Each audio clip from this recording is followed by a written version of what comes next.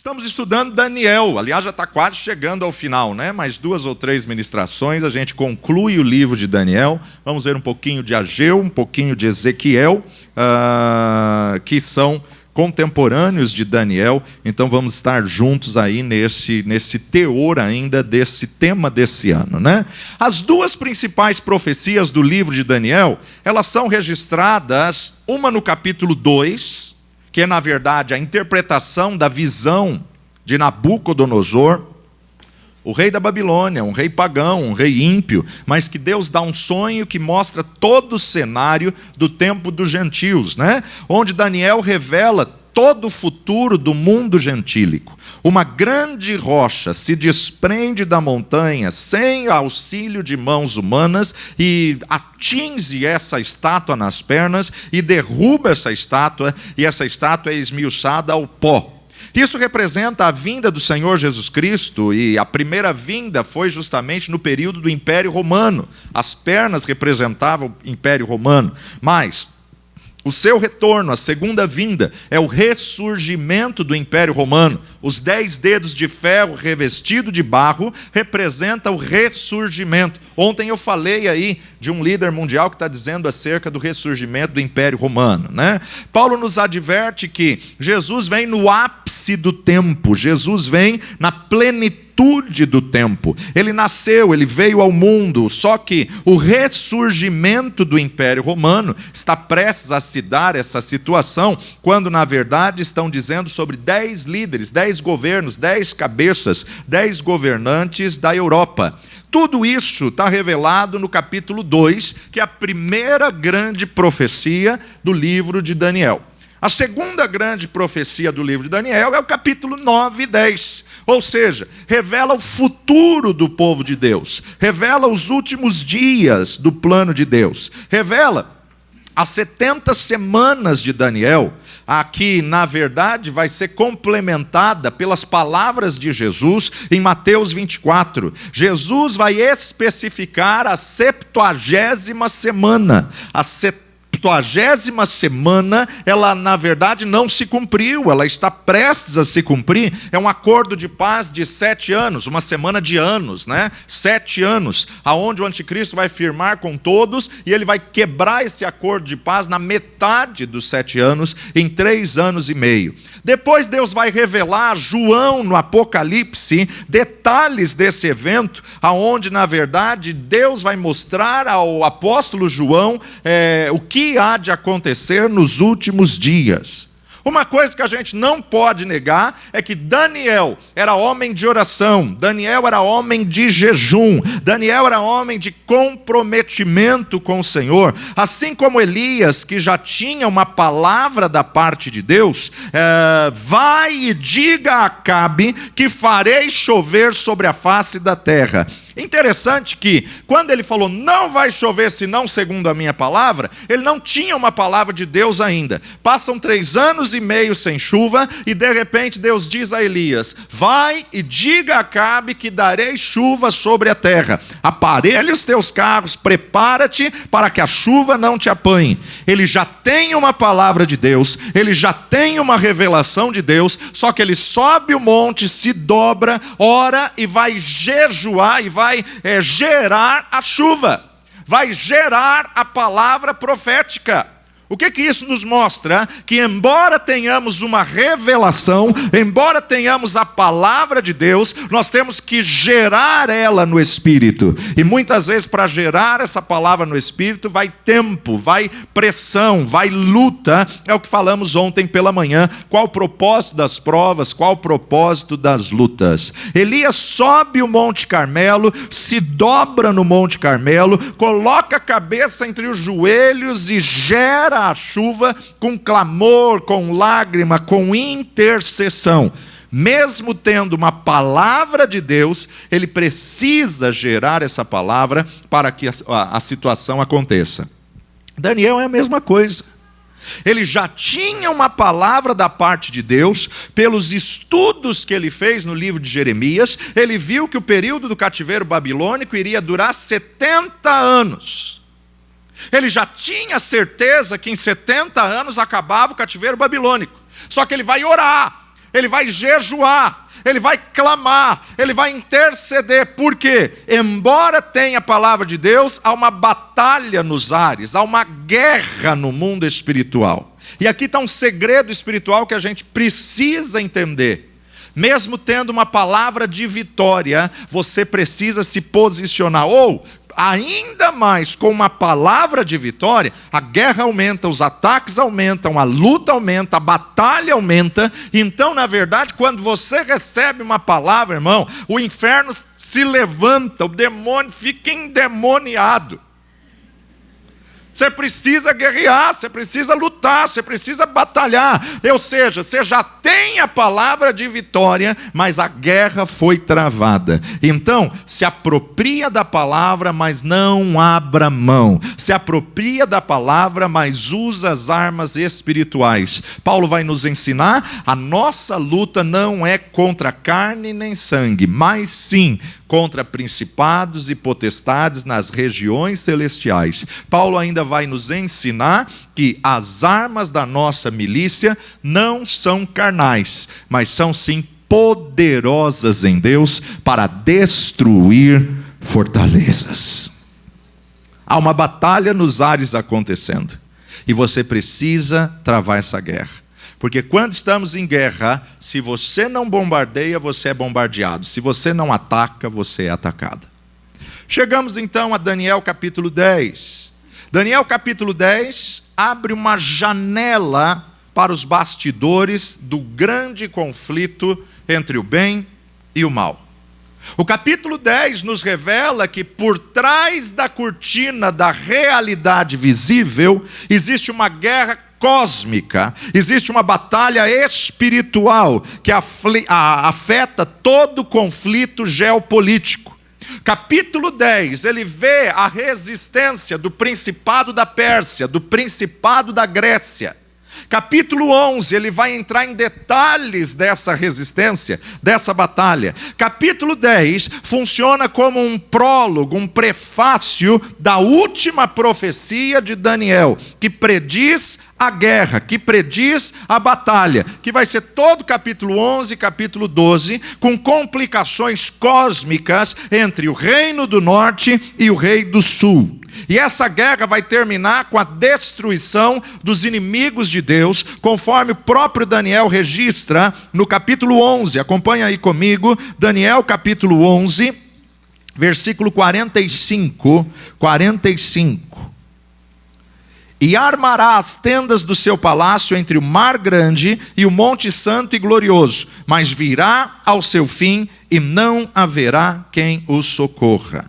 Capítulo 12, ele mostra que vai ter uma intervenção de um ser celeste, uma intervenção do arcanjo Miguel, que vai do versículo 1 ao 4. Só que o capítulo 10, que é a nossa proposta de hoje, ele começa nos dando uma data, no 3º ano do rei Ciro. Ou seja, já haviam concluído, já havia terminado os 70 anos literais do cativeiro babilônico, desde que Nabucodonosor trouxera os primeiros cativos de Jerusalém, trouxera os utensílios do templo de Salomão para a Babilônia, já tinha se concluído, passado longos 70 anos.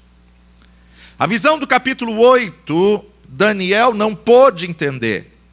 Então Deus precisou enviar um anjo para fazê-lo entender. Mas agora no capítulo 10, o anjo Gabriel vem, e o anjo Gabriel vai passando com ele a visão, passando com ele a revelação. Devido ao decreto de Ciro, um grupo de judeus havia retornado à terra de Jerusalém.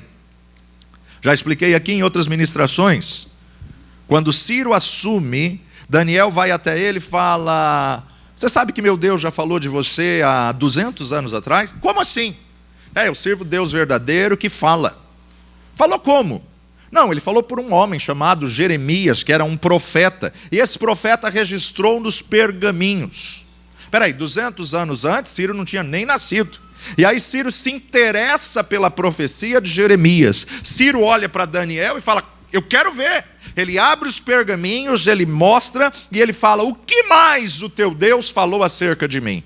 E ele diz: o meu Deus disse que ele vai usar você para fazer o povo voltar para Jerusalém, para fazer o povo reconstruir os muros e para fazer o povo reconstruir o templo. Espera aí, se o teu Deus disse isso e falou meu nome há 200 anos atrás, então eu vou fazer cumprir tudo que teu Deus falou. Meu irmão, Deus é o Deus que anuncia o fim antes do começo de todas as coisas. Quando você não sabe o que fazer, Deus já tem o plano, já tem a estratégia, já tem a direção, já tem o caminho. Nada foge o controle do nosso Deus.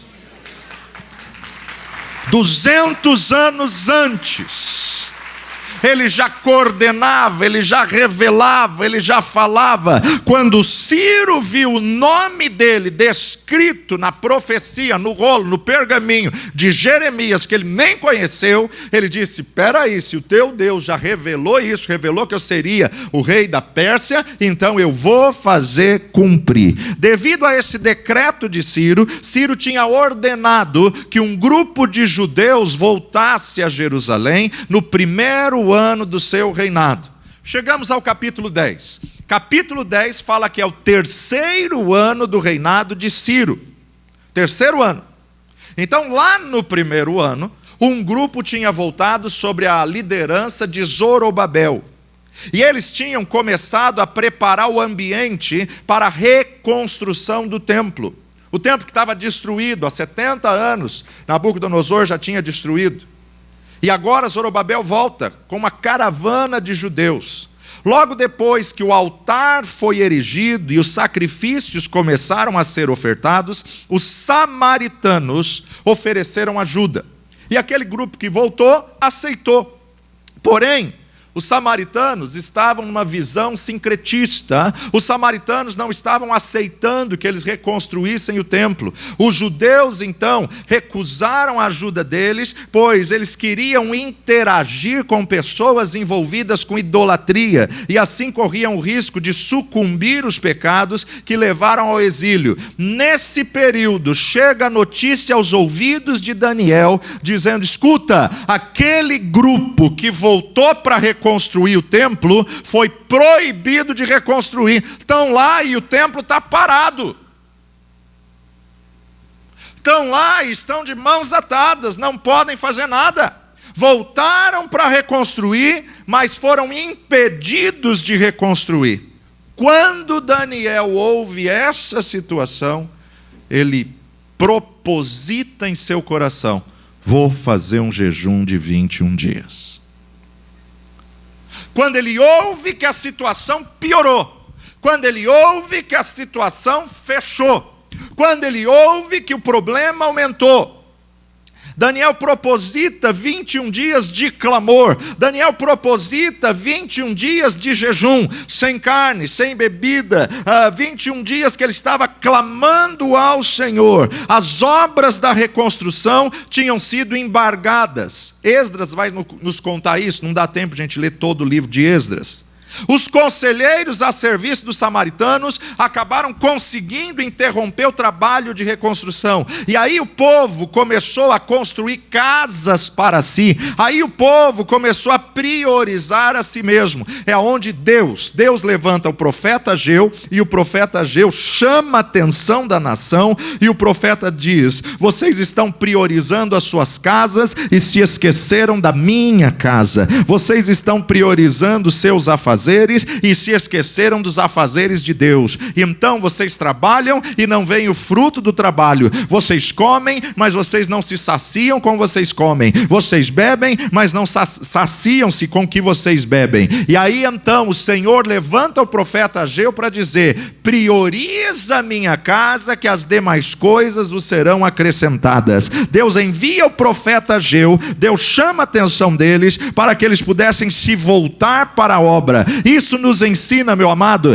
que em toda obra, em todo desafio, mesmo com uma palavra de vitória, vai ter resistência, vai ter luta, vai ter adversário, mas a vitória, meu amado, não é dos que começam. A vitória é dos que perseveram e vão até o fim. A vitória não é de quem tem uma intenção. A vitória é de quem luta, de quem guerreia, de quem batalha. A vitória está cravada na cruz do Calvário, mas essa graça não é uma graça barata, é uma uma graça conquistada, é uma graça que você precisa guerrear, que você precisa se posicionar. Deus te traz aqui nessa manhã para dizer: não é hora de desanimar, não é hora de parar, não é hora de esmurecer, não é hora de baixar a guarda, porque aquele que deu a palavra de vitória, Ele vai honrar aquele que perseverar, aquele que insistir, aquele que se levantar, aquele que guerrear. O Senhor vai assinar essa vitória. Se você fizer a sua parte, a dele é garantida.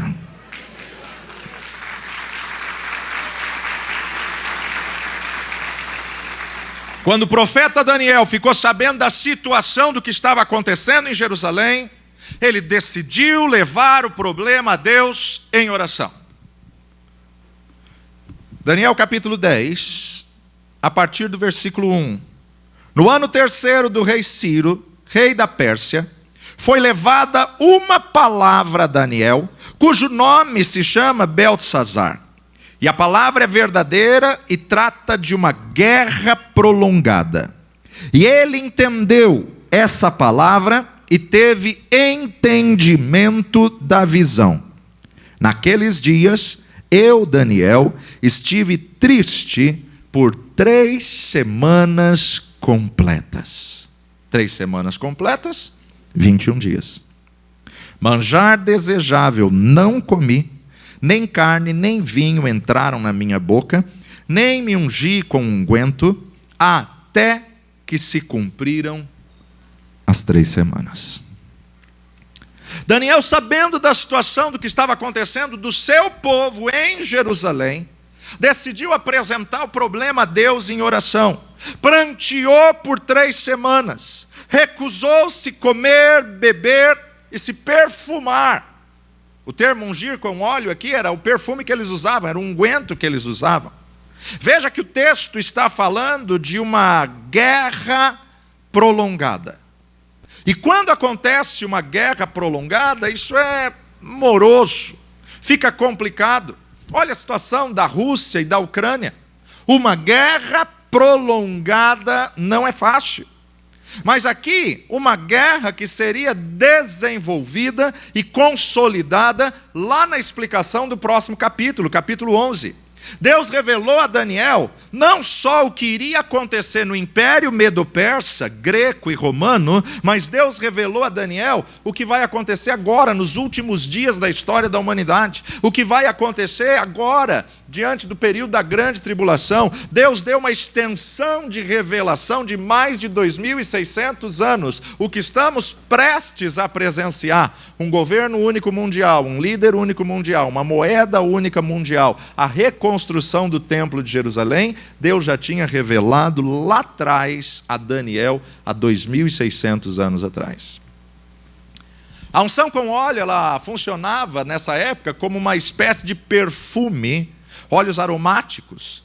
Além de servir para proteger a pele do clima quente e seco no Oriente Médio, ela também estava associada à alegria, aos banquetes, à festa. Portanto, era incompatível com a tristeza que Daniel estava passando, ficasse perfumando.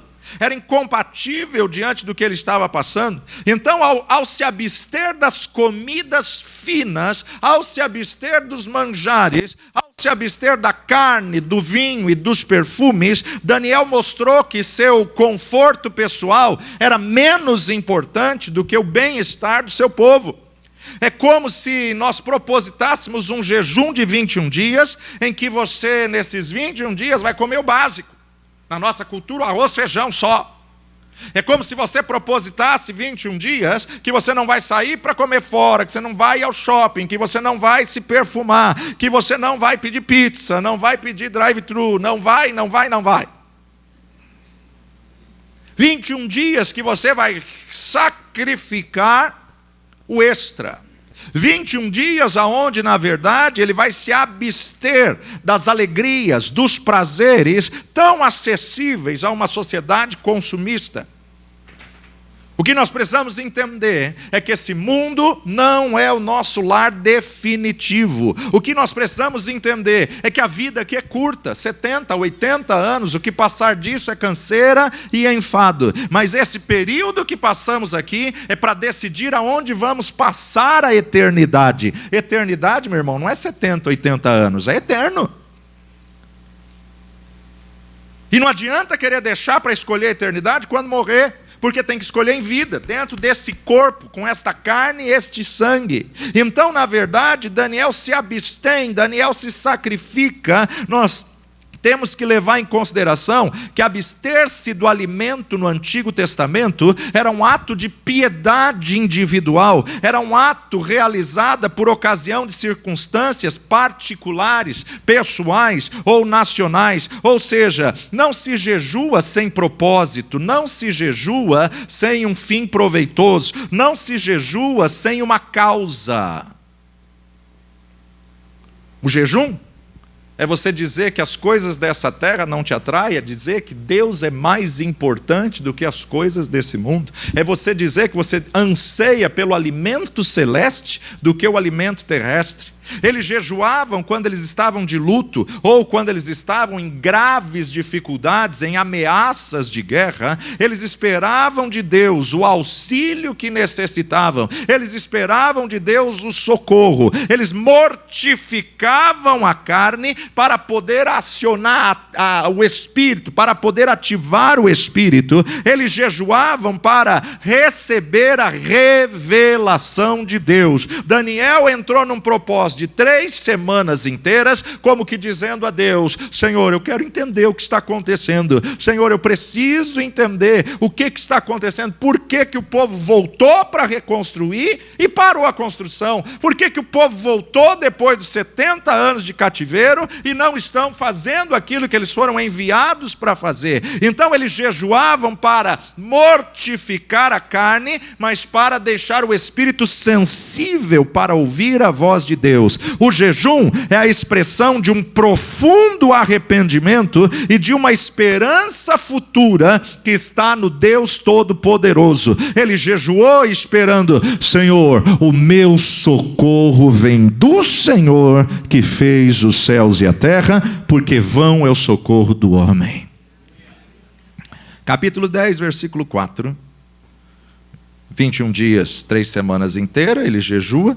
No dia 24 do primeiro mês, eu estava à borda do rio Hiddekel, e levantei os meus olhos e olhei, e vi um homem vestido de linho, e os seus ombros cingidos com ouro fino de Ufaz, e o seu corpo era como turquesa, e o seu rosto parecia um relâmpago, e os seus olhos como tochas de fogo, e os seus braços e os seus pés como cor de bronze assacalado, e a voz das suas palavras como a voz de uma multidão, e só eu, Daniel, vi aquela visão. O que Daniel está vendo é um ser esplendoroso. Poderia ser o mesmo ser que tinha dado ordem ao anjo Gabriel, no capítulo 8, 16, vira lá 2 páginas aí, capítulo 8, 16. E ouvi uma voz de homem nas margens do Lai, a qual gritou e disse: Gabriel, dá a entender a ele esta visão. Poderia ser também o mesmo ser de Daniel 12, 6. E ele disse ao homem vestido de linho que estava sobre as águas do rio: que tempo haverá até o fim das maravilhas? Só que também essa mesma visão nós podemos ver em outros personagens bíblicos. Porque ele está mencionando 7 características de um ser espiritual. Essa visão que ele tem, ele vê um homem vestido de linho. Linho na Bíblia representa pureza, simboliza santidade, lembrando as vestes sacerdotais que tinha que ser feita de linho puro. Segundo, tinha na cintura um cinto cingido com ouro.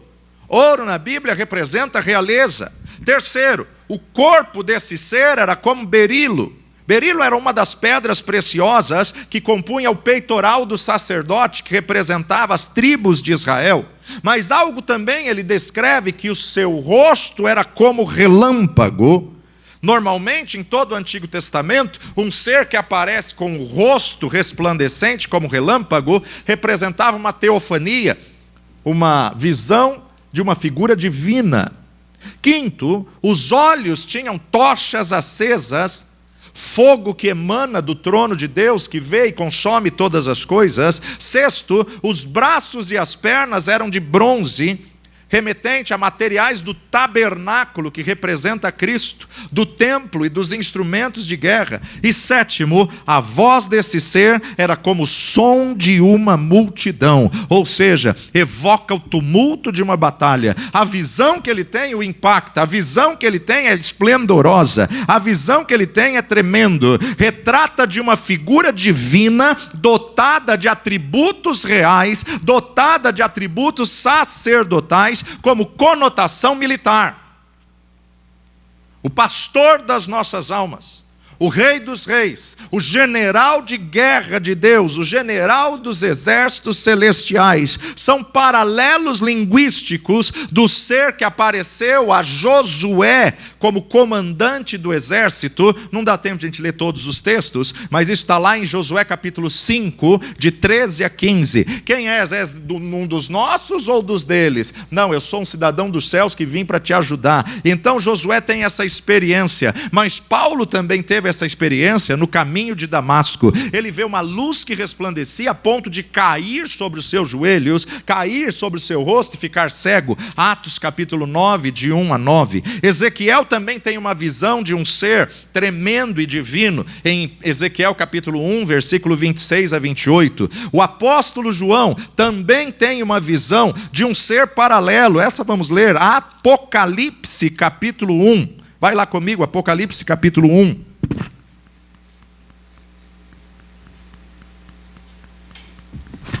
Vamos direto para o versículo 12. E virei-me para ver quem falava comigo, e virando-me, vi 7 castiçais de ouro, e no meio dos 7 castiçais, semelhante ao Filho do Homem, vestido até os pés com uma veste comprida, e cingido pelo peito com um cinto de ouro. A sua cabeça e os seus cabelos eram brancos como lã branca, como a neve, os seus olhos como chama de fogo, os seus pés semelhantes a latão reluzente, como se tivesse sido refinado numa fornalha, e a sua voz como a voz de muitas águas, e ele tinha na sua destra 7 estrelas, e da sua boca saía uma aguda espada de 2 fios, e o seu rosto era como o sol, quando da sua força resplandece. Personagens que tiveram visões espirituais, visões tremendas. Agora volta para Daniel, e a questão não é quem ele vê, a questão é que mensagem ele está trazendo. Daniel capítulo 10, verso 7. E eu só, Daniel, vi aquela visão. Os homens que estavam comigo não a viram. Não obstante, caiu sobre eles um grande temor e fugiram escondendo-se. Fiquei, pois, eu só, e vi esta visão, e não ficou força em mim. Transmudou-se em mim a minha formosura em desmaio, e não retive força alguma. Contudo, ouvi a voz das suas palavras, e ouvindo a voz das suas palavras, eu caí com meu rosto em terra, profundamente adormecido. E eis que uma mão me tocou e me fez que me movesse sobre os meus joelhos e sobre as palmas das minhas mãos. Daniel mais uma vez é reanimado por um segundo ser celestial. Diante de uma visão da glória, esse corpo não suporta. Ele caiu, ele esmureceu, não achou forças nele. Um nível espiritual onde muitas vezes abate o corpo físico, que não tem condições de suportar a glória de Deus. Gabriel veio rapidamente para ajudar. Daniel está com 81, 82 anos, um profeta idoso agora, e não apenas Gabriel vem para mostrá-lo, mas vem para mostrar os bastidores do conflito que estava envolvendo os judeus, para revelar o povo de Deus. estava envolvido num conflito cósmico acerca do futuro, em uma guerra que seria travada em ambos políticos e em âmbitos espirituais. O que nós precisamos entender? Se Daniel está vendo uma batalha acerca do fim dos tempos, Daniel está vendo o tempo que nós estamos vivendo. Irmãos, nós estamos vivendo dias em que aquele que é espiritual sabe, parece como os céus estivessem de bronze, a atmosfera espiritual mudou, tudo está mudando, e você olha e fala: meu Deus, o que está acontecendo? Daniel nos revela, está havendo uma batalha nos ares, uma guerra nos ares, e somente aquele que se posicionar espiritualmente é que vai ter discernimento, é que vai conseguir compreender, é que vai conseguir superar esse período. Estamos vivendo dias onde o conflito cósmico aumentou, uma guerra, uma batalha acirrada, onde muitos estão sentindo no corpo, muitos estão sentindo no físico, muitos estão se abatendo, muitos não estão entendendo e estão se rebelando, mas o Senhor nos mostra que essa guerra, meu amado, é para culminar o plano final. O reino de Deus vai ser estabelecido, e o que o Senhor nos mostra na sua palavra, uma coisa que nós podemos ter plena certeza: no final o nosso Redentor sempre vence, porque Ele é vencedor invicto. Ele é o Senhor que não perde batalha, Ele é o general de guerra que vai à frente das nossas lutas.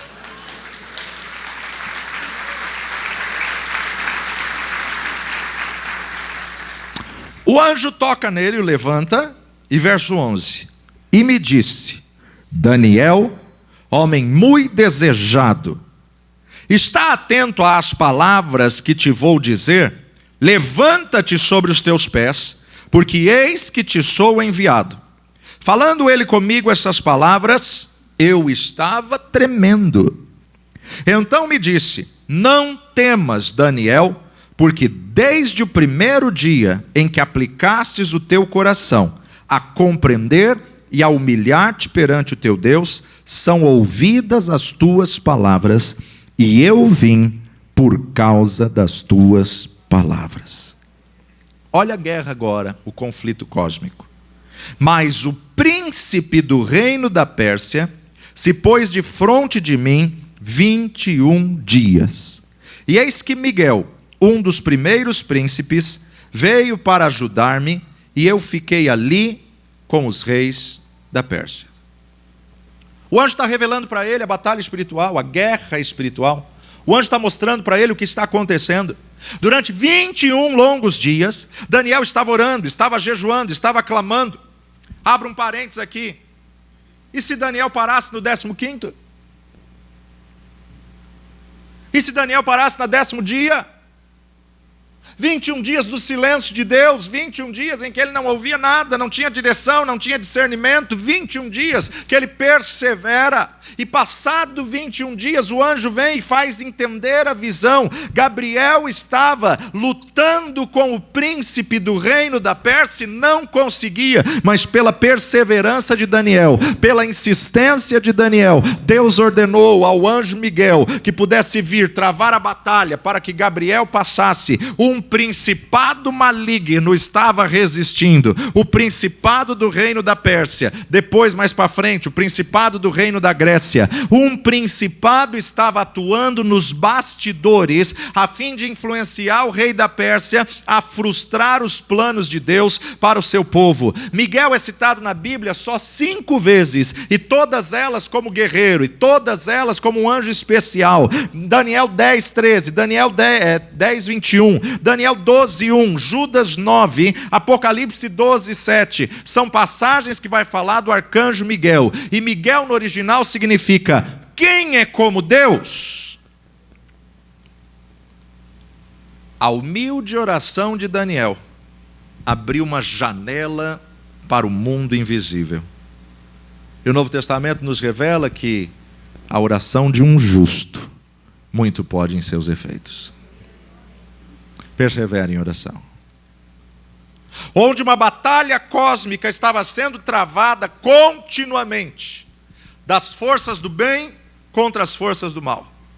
Contudo, em meio a esse conflito feroz, pela perseverança de um homem, pela perseverança de Daniel, pela humildade de Daniel, o anjo declara: eu vim por causa das tuas palavras.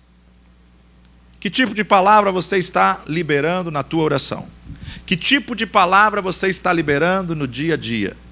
Salomão nos revela em sua sabedoria que a morte e a vida está no poder da língua. Então profetiza um milagre, profetiza vida. Em meio a um conflito feroz, Deus envia Miguel. Miguel veio por ordem de Deus para travar guerra, para segurar o principado da Pérsia, para que esse ser divino, ser celeste, pudesse vir e trazer a revelação, vir e instruir a Daniel acerca do que estava acontecendo. Verso 14: agora vim fazer-te entender o que há de acontecer ao teu povo nos derradeiros dias, porque a visão é ainda para muitos dias. Ele está numa batalha travada, mas só Deus pode fazer isso. Uma mesma visão representar tempos na história. Tempos na Bíblia, existe pelo menos 3. Tempo cronos, que é o cronológico, é o nosso relógio de 24 horas, dias de 24 horas e 7 dias por semana, 365 por ano, cronológico. Mas existe um segundo tempo, que é o tempo kairos, e tempo kairos é o tempo de Deus, é o tempo exato, é o tempo certo, é o tempo que a gente não entende. Mas é o tempo que Deus faz todas as coisas. Mas existe um terceiro tipo de tempo, que é o tempo cíclico, que a mesma situação se repete no decorrer da história com personagens diferentes. Daniel está vivendo ali na prática, no corpo, no físico, uma batalha de resistência de principados. Mas isso que ele está vivendo no corpo está revelando a batalha dos últimos dias, do que a igreja está vivendo, prestes a entrar na 70ª semana. Quando a expressão em hebraico está registrada nos derradeiros dias, significa muito tempo depois. É o equivalente nessa passagem ao tempo escatológico, ou seja, aponta para o tempo do fim, onde todas as profecias que dizem respeito a Israel e à igreja se consolidarão sucessivamente. Para os últimos dias maus, em que os falsos ensinadores infestarão o seio da cristandade com falsas doutrinas. Não são poucos os alertas de Deus para esse tempo. Vou passar 2 ou 3 aqui para você. 2 Timóteo, capítulo 4. Segunda carta de Paulo a Timóteo, capítulo 4.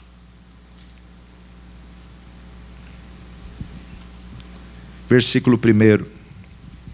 Conjuro-te, pois, diante de Deus e do Senhor Jesus Cristo, que há de julgar os vivos e os mortos, na sua vinda e no seu reino, que pregues a palavra de Deus, instes a tempo e fora de tempo, redargas, repreendas, exortes com toda longanimidade e doutrina, porque virá tempo em que não sofrerão a sã doutrina, mas tendo comichão nos ouvidos, amontoarão para si doutores conforme as suas próprias concupiscências, e desviarão os ouvidos da verdade, voltando às fábulas. Mas tu, sê sóbrio em tudo, sofre as aflições, faze a obra de um evangelista, cumpre o teu ministério. Nessa mesma carta, capítulo 3, Paulo alerta acerca do que vai acontecer nesses últimos dias. Versículo 1. Extrema corrupção nos últimos tempos. Sabe, porém, isto, que nos últimos dias sobrevirão tempos trabalhosos, porque haverá homens amantes de si mesmos, avarentos, presunçosos, soberbos, blasfemos, desobedientes a pais e mães, ingratos, profanos, sem afeto natural, irreconciliáveis, caluniadores, incontinentes, cruéis, sem amor para com os bons, traidores, obstinados, orgulhosos, mais amigos do deleite do que amigos de Deus, tendo aparência de piedade, mas negando a eficácia dela. Destes, afasta-te. Não só Paulo alertou acerca dos últimos dias. Apóstolo Pedro, na sua segunda carta, segunda epístola de Pedro, capítulo 3. Vamos direto para o versículo 3. Sabendo primeiro isso, que nos últimos dias virão escarnecedores, andando segundo suas próprias concupiscências e dizendo: onde está a promessa da sua vinda? Porque desde que os pais dormiram, todas as coisas permanecem como desde o princípio da criação. Pessoas incrédulas, escarnecedores. No livro de Daniel, essa época se prende mais a um período sombrio, chamado de Grande Tribulação, que terá como seu centro Jerusalém e a Terra Santa. E de um modo particular, envolverá todo o mundo. Por isso que em Apocalipse 3, verso 10, Jesus disse: como guardastes a palavra da minha paciência, também eu te guardarei na hora da tentação que há de vir sobre todo o mundo, para tentar os que habitam na terra. Para concluir, volta para Daniel capítulo 10, verso 15. Falando ele comigo essas palavras, abaixei o meu rosto e emudeci. E eis que uma como semelhança dos filhos dos homens me tocou os lábios. Então abri a minha boca e falei e disse àquele que estava diante de mim: Senhor meu, por causa da visão sobrevieram-me dores e não me ficou força alguma. Uma como semelhança de homens é interpretado como a sabedoria, uma personagem, na verdade, celeste. Daniel tem uma experiência com a sabedoria, e a hora que toca nele, há dores no corpo todo. Versículo 17. Como, pois, pode o servo deste meu Senhor falar com aquele meu Senhor? Porque quanto a mim, desde agora não me resta força em mim, e não ficou fôlego algum em mim. Daniel tem uma experiência única do meu Senhor falando com o meu Senhor. Ou seja, ele vê duas pessoas da Trindade, ele vê Cristo, o Filho, a segunda pessoa da Trindade, falando com o Pai, a primeira pessoa da Trindade. E ele conclui então o capítulo 10, versículo 18. Uma como semelhança de um homem, a sabedoria de novo, me tocou outra vez e me confortou e disse: não temas, homem muito desejado, paz seja contigo. Anima-te, sim, anima-te. E falando ele comigo, esforcei-me e disse: fala, meu Senhor, por que me confortastes? E disse: sabes por que eu vim a ti? Eu tornarei a pelejar contra o príncipe dos persas, e saindo eu, eis que virá o príncipe da Grécia. Mas eu te declararei o que está escrito na Escritura da verdade, e ninguém há que se esforce comigo contra aqueles, a não ser Miguel, vosso príncipe. Ele conclui o capítulo 10 com uma palavra de conforto, que é a palavra que eu concluo nessa manhã. Daniel se encontra novamente com dores, prostrado, sem força. Diante da visão, ele esmurece, privado da capacidade de falar, até que recebeu um segundo toque sobrenatural, dessa vez sobre os seus lábios. O arcanjo Miguel e o guardião de todas as coisas acerca de Israel vai travar essa batalha. O capítulo 10 nos dá a segurança e a confiança que quando você não suporta a guerra, Deus envia o socorro, Deus envia os seus anjos, que são seres ministradores para trabalhar em favor daqueles que hão de herdar a salvação. A palavra de Deus nos diz que a luta nunca vem maior do que possamos suportar. A palavra de Deus nos mostra que não há batalha que Deus não esteja no controle.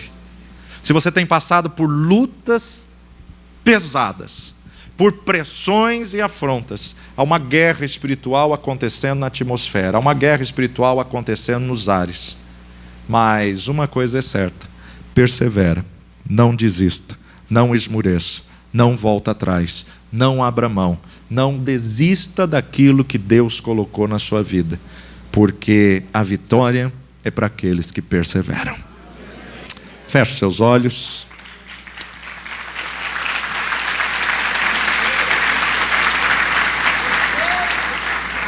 Coloque seu pensamento em Deus. Apresenta as suas razões ao Senhor, como Daniel apresentou tudo que ele estava vivendo. Deus de poder e aliança, eis-nos aqui nesta manhã, renovando a nossa aliança diante da mesa da ceia. Pai, há vidas aqui que estão em lutas, batalhas, em situações, ó Pai, que não conseguem nem falar, nem orar, ó Pai. Mas Tu conheces o clamor de uma lágrima, Tu conheces, ó Pai, antes de falarmos, o Senhor já sabe o que iríamos falar. Nós rogamos nesta manhã, ó Pai, diante dessa luta, diante dessa peleja, envia socorro. Tu és Deus que podes dar ordem aos Teus anjos a vir em socorro do Teu povo. Pai, a Tua palavra nos garante, diga ao fraco, eu sou forte, pois o Teu poder se aperfeiçoa nas nossas fraquezas, ó Pai. Pai, vem e toma a cada um nas Tuas mãos, levanta aquele que está caído, aquele que está prostrado, aquele que não tem nenhuma força, nenhum vigor. Pai, a Tua palavra nos diz, os jovens se cansarão, mas os que esperam no Senhor renovarão as suas forças. Estamos aqui nessa manhã para declarar que a nossa esperança está no Senhor, que a nossa força é o Senhor. Fortalece aquele que se sente fraco, levanta aquele que está caído, está prostrado, dá direção, meu Deus, dá estratégia, revela, Senhor, a Tua vontade, revela, Senhor, a Tua direção, revela, Senhor, a Tua palavra, assim como o Senhor enviou o Teu anjo, ó Pai, para confortar Daniel. Envia os Teus anjos ao Teu povo, ó Pai. Pai, diante desse tempo que estamos vivendo, de guerras, rumores de guerras, de ataques, de lutas, de batalha, de pestes, de pandemia, venha fortalecer a Tua igreja. Repreendemos todo espírito de apostasia, repreendemos todo espírito de esfriamento e clamamos, ó Pai, não deixa apagar o pavio que fumega. Em nome de Jesus, ó Pai, dá força ao cansado. Em nome de Jesus, ó Pai, nós clamamos porque a nossa esperança está em Ti, o nosso socorro está em Ti. Vem, Espírito Santo, aviva a Tua obra, fortalece o Teu povo, vai repreendendo toda confusão, toda intriga, vai repreendendo toda discussão, vai repreendendo, Senhor, toda incompatibilidade, toda palavra contrária, toda palavra que veio, Senhor, para ferir, para machucar, nós repreendemos e cancelamos agora, na autoridade do nome de Jesus. Sê livre em o nome de Jesus, ó Pai. Te agradecemos e Te louvamos hoje e sempre, no nome de Jesus. Amém e amém. Aplauda ao Senhor.